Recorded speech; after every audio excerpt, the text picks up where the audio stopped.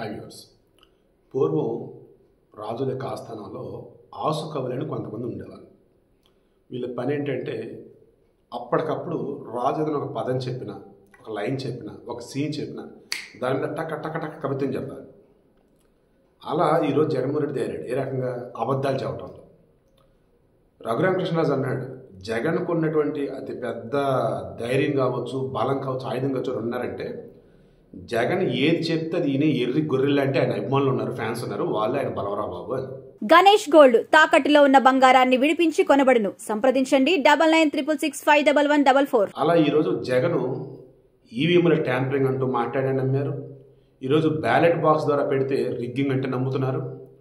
ప్రతిపక్ష హోదా ఆనాడు నేను ఇచ్చాను, ఈరోజు నాకు ఇవ్వట్లేదంటే నమ్ముతున్నారు.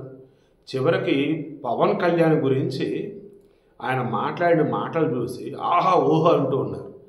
దానికి జనసేనలో కౌంటర్స్ ఇచ్చారు కదా, అడ్డంగా బుక్ అయ్యాడు, అడ్డంగా దొరికిపోయాడు. ఏమన్నాడు పవన్ కళ్యాణ్? అసలు ఏమన్నారు? జగన్మోహన్ రెడ్డి, నీకు భారత రాజ్యాంగం ప్రకారం భారతదేశం చట్టసభలకు సంబంధించి ప్రతిపక్ష హోదా కావాలన్నప్పుడు ఉన్నటువంటి సీట్లలో 10% రావాలి నీకు. గతంలో చంద్రబాబు నాయుడు ప్రతిపక్ష నేతగా ఉన్నప్పుడు 23 మంది ఎమ్మెల్యేలు గెలిచారు. అందులో 4 నువ్వు లాక్కున్నావు. ఇక 19 మంది వాళ్ళకు ఉన్నారు. ఇందులో ఆ ఇద్దరిని గనక నేను లాగేసుకుంటే నీకు ప్రతిపక్ష నేత హోదా కూడా ఉన్నది చంద్రబాబు అన్నది నువ్వే కదా. ఈరోజు నీకు ఉన్నది 11 మంది కదా, ఇంకా 7 కావాలి కదా. ఆ 7 లేకుండా ప్రతిపక్ష నేత హోదా కావాలని మెసేజ్ ఎలా అడుగుతావు? అదేమంటే నాకు ఓట్లు పడ్డాయి అంటున్నావు. ఇక్కడ 21 స్థానాలు ఉన్న జనసేనకి మాకన్నా తక్కువ ఓట్లు వచ్చే, మాకు 40% ఓట్లు వచ్చి అంటున్నావు కదా. నువ్వు జర్మనీ వెళ్ళు. జర్మనీలో ఎలా ఉంటుంది? ఎవరికైతే ఎక్కువ ఓట్లు పడతాయో వారికి దానికి తగ్గట్టుగా పదవులు ఇస్తారు. తక్కువ శాతం ఓట్లు ఉన్న వాళ్ళు కూడా వారికి నచ్చినట్టు వారికి ఓట్లు బదిలీ చేయొచ్చు పార్టీలకి. అలా ఆప్షన్ అక్కడ ఉండేది. ఆడికి వెళ్ళయ్యా అన్నాడు. పద్ధతిగా చెప్పాడు, జనరల్ నాలెడ్జ్గా చెప్పాడు. జనరల్ నాలెడ్జ్తో నీకు ఉపయోగపడిద్దిరా బాబు అన్నట్టు. జర్మనీ వెళ్ళు, అక్కడ నీకు సెట్ అయిద్దని.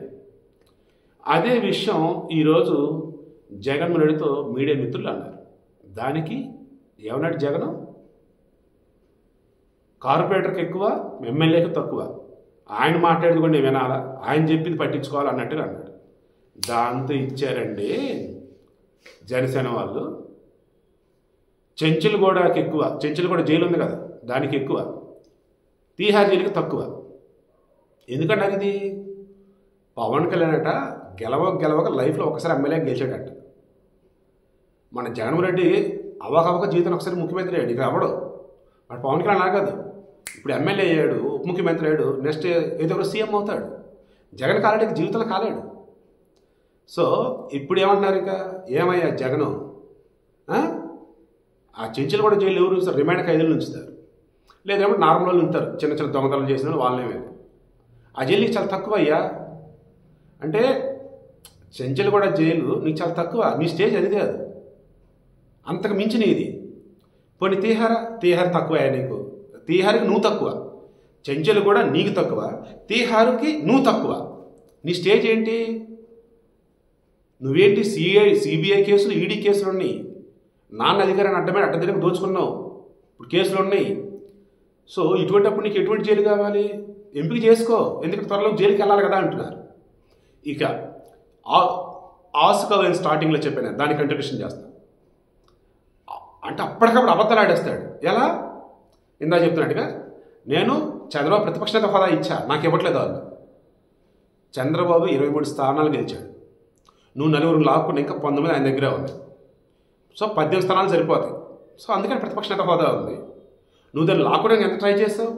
కుప్పంలో ఆయన ఓడించాలి, పిఠాపురంలో పవన్ కళ్యాణ్ ఓడించాలి, ఎంత ఎఫర్ట్ పెట్టావు?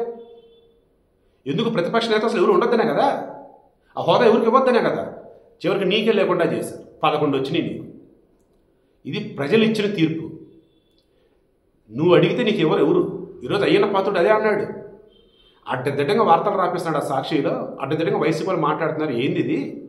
గవర్నర్ డెసిషన్ తీసుకోవడం కోర్టులు కాదు, ఇది స్పీకర్గా నేను తీసుకోవాలా?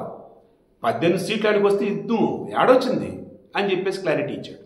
ఇప్పుడు నెక్స్ట్ ఏంటి? ఈయనకట మొన్నట ఈవీఎంలు అంటే ట్యాంపరింగ్ చేసి చంద్రబాబు గెలిచాడట.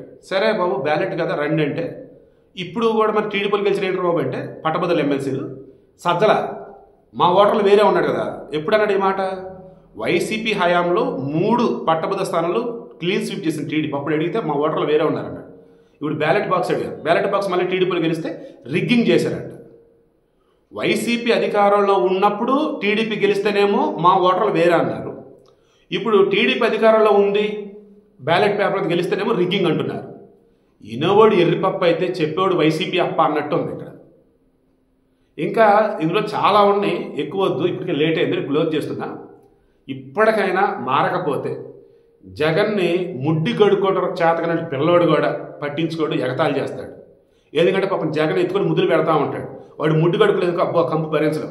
సో ఇంతకుముందు నేను దిగజారు తలుచుకోవాలి. ఎందుకంటే ఆ జగన్ కానీ ఆ వైసీపీలు కూడా మాట్లాడుతున్న మాటలు చూస్తే రోత కలుగుతుంది నాకైతే. ఇంత ఘోరం ఏంటే బాబు.